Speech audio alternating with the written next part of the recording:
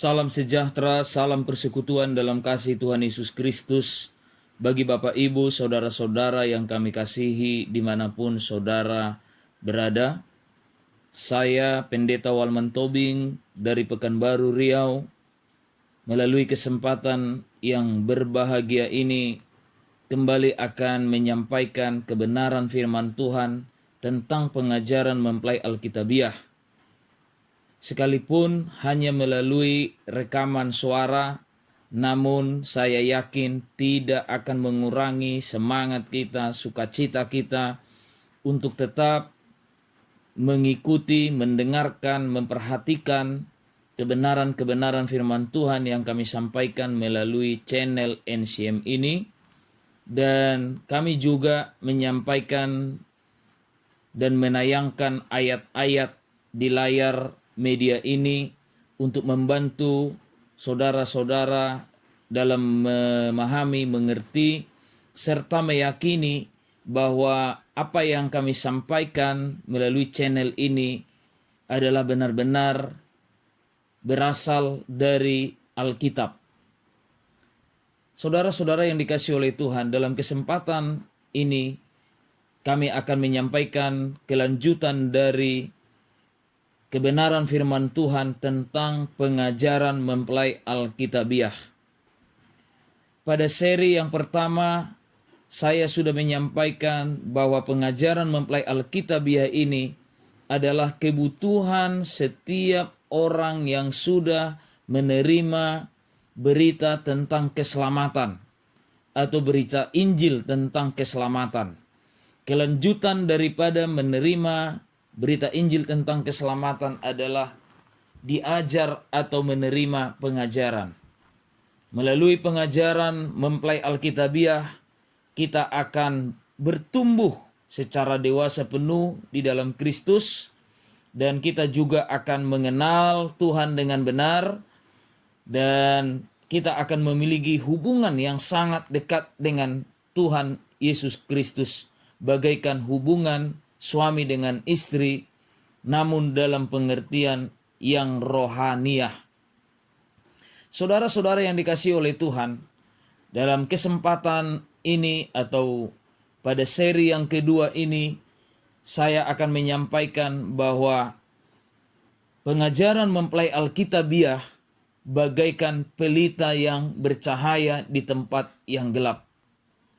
Dan setiap kita yang memperhatikan pelita yang bercahaya di tempat yang gelap akan membuat kehidupan rohani kita makin teguh dan tidak akan dikuasai oleh kegelapan. Kitab 2 Petrus pasal 1 ayat 19 mengatakan, "Dengan demikian kami makin diteguhkan oleh firman yang telah disampaikan oleh para nabi. Alangkah baiknya kalau kamu memperhatikannya sama seperti memperhatikan pelita yang bercahaya di tempat yang gelap, sampai fajar menyingsing dan bintang timur terbit bersinar di dalam hatimu." Ayat ini dengan jelas mengatakan kami makin diteguhkan oleh firman yang disampaikan oleh para nabi atau para hamba Tuhan,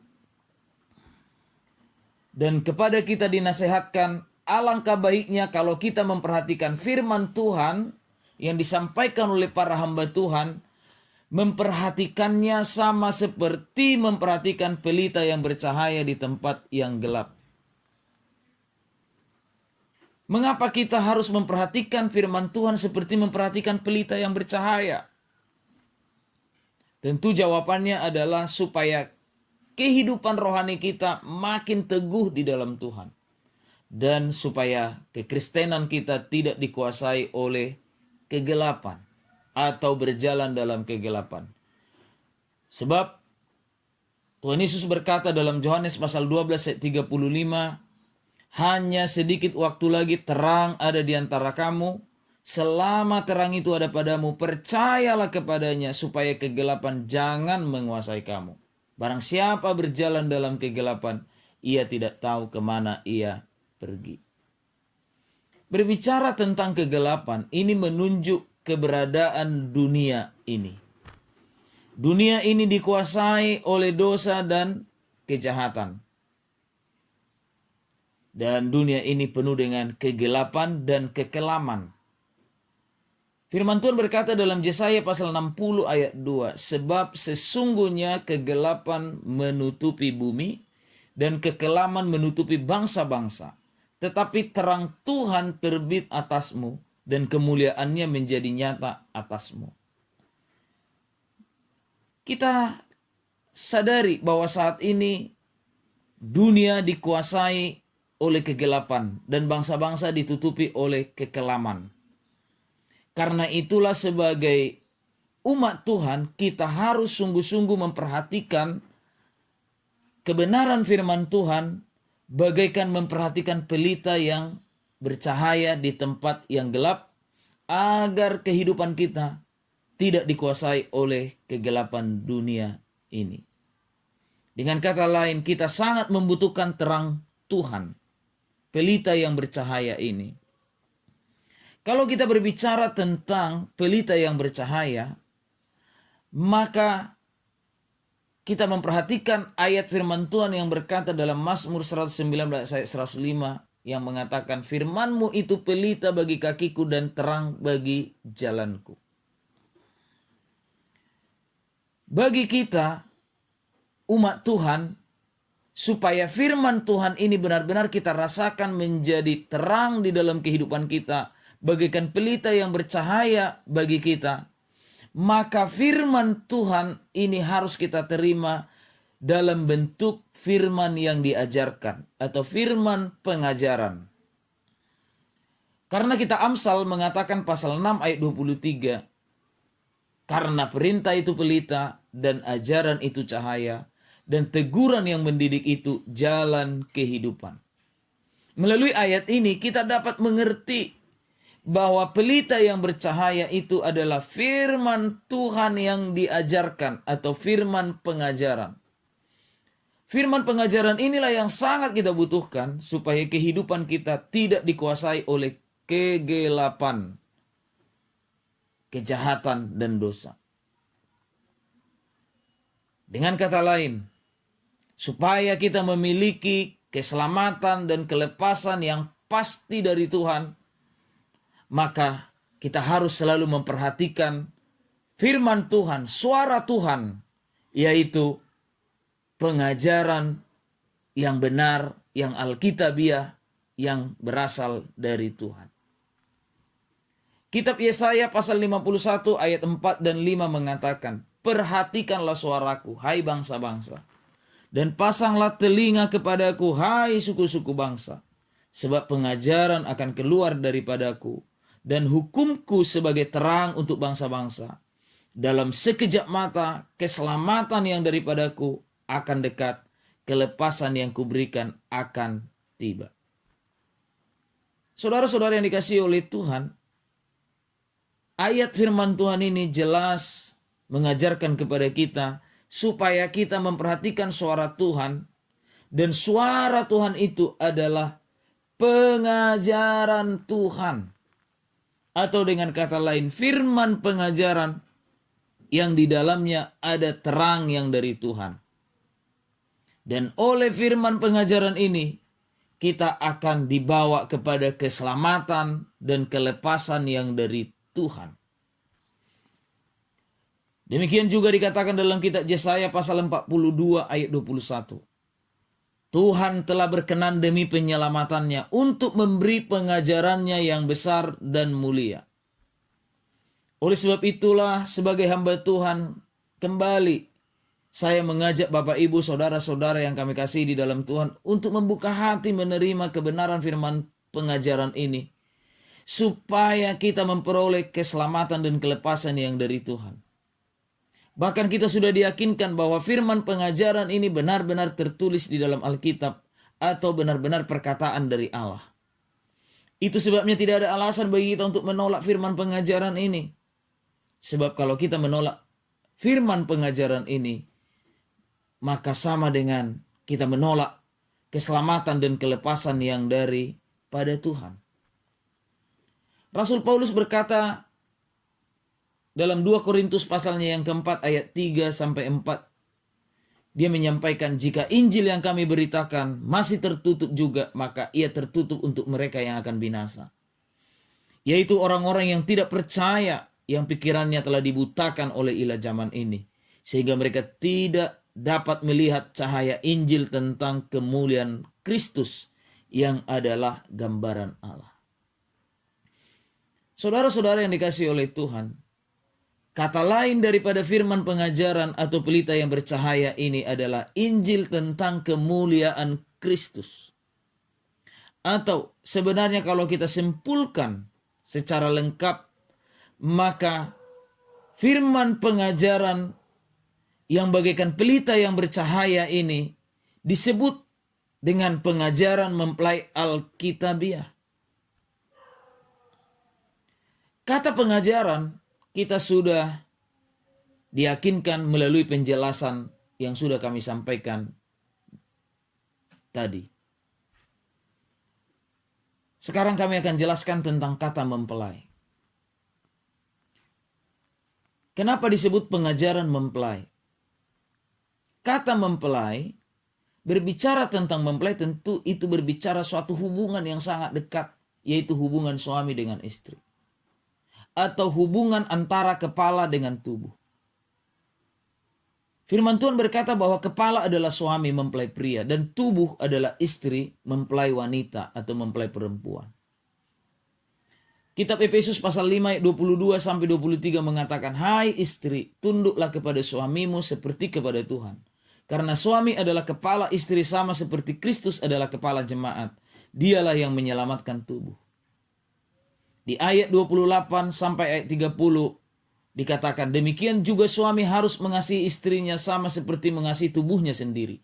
Siapa yang mengasihi istrinya mengasihi dirinya sendiri, sebab tidak pernah orang membenci tubuhnya sendiri, tetapi mengasuhnya dan merawatinya sama seperti Kristus terhadap jemaat. Karena kita adalah anggota tubuhnya." Pada ayat 32 mengatakan, "Rahasia ini benar besar, tetapi yang aku maksudkan ialah hubungan Kristus dan jemaat." Saudara-saudara yang dikasihi oleh Tuhan, sangat jelas bahwa hubungan Kristus dan jemaat menurut ayat ini sama seperti hubungan antara kepala dengan tubuh, antara suami dengan istri. Kristus sebagai kepala, Kristus sebagai suami mempelai pria, dan jemaat sebagai tubuh, sebagai istri mempelai perempuan. Ada banyak lagi ayat-ayat yang membuktikan bahwa Kristus adalah kepala. Matius pasal 8 ayat 20, Efesus pasal 1 ayat 22, Efesus pasal 4 ayat 15, Kolose 1 ayat 18, Ibrani pasal 3 ayat 6. Dan begitu juga ayat-ayat yang membuktikan bahwa jemaat adalah tubuh Kristus. 1 Korintus pasal 12 ayat 27, Efesus pasal 1 ayat 23, Kolose pasal 1 ayatnya yang ke-18. Saudara-saudara yang dikasihi oleh Tuhan, dalam perjanjian lama, Tuhan selalu menempatkan dirinya sebagai suami di tengah-tengah umatnya. Dan Tuhan juga mengakui bahwa umatnya itu adalah istrinya. Yesaya pasal 54 ayat 5 sampai 6 dengan jelas mengatakan, "Sebab yang menjadi suamimu ialah dia yang menjadikan engkau Tuhan semesta alam namanya. Yang menjadi penebusmu ialah yang Maha Kudus Allah Israel. Ia disebut Allah seluruh bumi." Dalam Hosea pasal 2 ayat 15 mengatakan, "Maka pada waktu itu demikianlah firman Tuhan, engkau akan memanggil aku suamiku dan tidak lagi memanggil aku Baalku." Hosea pasal 2 ayat 18-19 mengatakan, "Aku akan menjadikan engkau istriku untuk selama-lamanya, dan aku akan menjadikan engkau istriku dalam keadilan dan kebenaran, dalam kasih setia dan kasih sayang. Aku akan menjadikan engkau istriku dalam kesetiaan, sehingga engkau akan mengenal Tuhan." Jadi jelas kata mempelai dalam pengajaran mempelai Alkitabiah ini menunjuk kepada hubungan antara Kristus dengan jemaat. Kristus sebagai kepala, suami mempelai pria, dan jemaat sebagai tubuh, istrinya mempelai wanitanya. Sekali lagi kami sampaikan kepada kita, ini dalam arti hubungan secara rohani. Artinya hubungan yang sangat dekat, hubungan yang sangat intim. Suatu hubungan yang tidak bisa dipisahkan oleh apapun. Oleh sebab itu, saudara-saudara yang dikasihi oleh Tuhan, mari kita sambut dan terima Tuhan Yesus Kristus sebagai kepala, sebagai suami, sebagai mempelai pria yang penuh kasih, yang penuh sayang di dalam kehidupan kita. Dan mari kita serahkan hidup kita untuk dibentuk, dipersiapkan menjadi sidang mempelai perempuan Tuhan yang kudus, sempurna, tanpa cacat celah di hadapan Tuhan. Hingga kita siap sedia menyambut kedatangan Tuhan kembali. Dan karena itulah untuk mempersiapkan kita menyambut kedatangan Tuhan kembali. Kedatangannya adalah kedatangan mempelai pria menjemput mempelai wanitanya. Kita membutuhkan pengajaran mempelai Alkitabiah. Dalam kitab Matius pasal 25 ayat 6 dengan begitu jelas dikatakan, waktu tengah malam terdengarlah suara orang berseru, mempelai datang, songsonglah dia. Firman Tuhan dalam Matius pasal 25 ini menunjuk bagaimana kedatangan Tuhan kembali akan dinyatakan. Di sana kita belajar ada 10 gadis, 5 diantaranya bodoh, dan 5 yang bijaksana. Gadis bijaksana membawa pelitanya dan juga persediaan minyak. Sedangkan gadis yang bodoh tidak membawa persediaan minyak. Karena itulah yang berhak masuk dalam perjamuan kawin adalah gadis-gadis yang bijaksana. Saudara-saudara yang dikasihi oleh Tuhan, kita sudah diyakinkan tentang kata mempelai dalam pengajaran mempelai Alkitabiah ini. Sekarang saya akan menyampaikan tentang kata Alkitabiah. Mengapa disebut pengajaran mempelai Alkitabiah? Kata Alkitabiah di belakang kata pengajaran mempelai ini dengan tujuan supaya setiap hamba Tuhan yang mengajarkan, yang menyampaikan pengajaran mempelai Alkitabiah ini tidak keluar dari Alkitab. Kata Alkitabiah ini dicantumkan di belakang kata pengajaran mempelai merupakan rambu-rambu bagi setiap hamba Tuhan yang mengajarkan pengajaran mempelai Alkitabiah ini supaya tetap berjalan dalam kebenaran firman Tuhan yang Alkitabiah, firman Tuhan yang tidak ditambah, yang tidak dikurangi, firman Tuhan yang tidak berdasarkan tafsiran manusia, pikiran manusia. Sebab firman Tuhan ini bukan tafsiran manusia, tapi firman Tuhan ini adalah benar-benar diilhamkan melalui Roh Kudus kepada orang-orang yang mau diutus oleh Tuhan. Dalam 2 Petrus pasal 1 ayat 20 sampai 21 mengatakan yang terutama harus kamu ketahui ialah bahwa nubuat-nubuat dalam kitab suci tidak boleh ditafsirkan menurut kehendak sendiri. Sebab tidak pernah nubuat dihasilkan oleh kehendak manusia, tetapi oleh dorongan Roh Kudus orang-orang berbicara atas nama Tuhan. Jadi jelas pengajaran mempelai Alkitabiah ini merupakan suatu doktrin dari Tuhan, bukan dari organisasi gereja tertentu. Dan pengajaran mempelai Alkitabiah ini adalah milik semua gereja Tuhan atau orang Kristen. Karena itu, sebagai hamba Tuhan, saya mengajak semua orang Kristen, semua gereja, kita memiliki Alkitab yang sama. Dan pengajaran mempelai Alkitabiah ini berasal dari Alkitab atau firman Tuhan. Dan mari kita betul-betul terima dan hargai di dalam kekristenan kita. Kita akan berjumpa kembali pada seri yang akan datang. Tuhan Yesus memberkati kita. Shalom.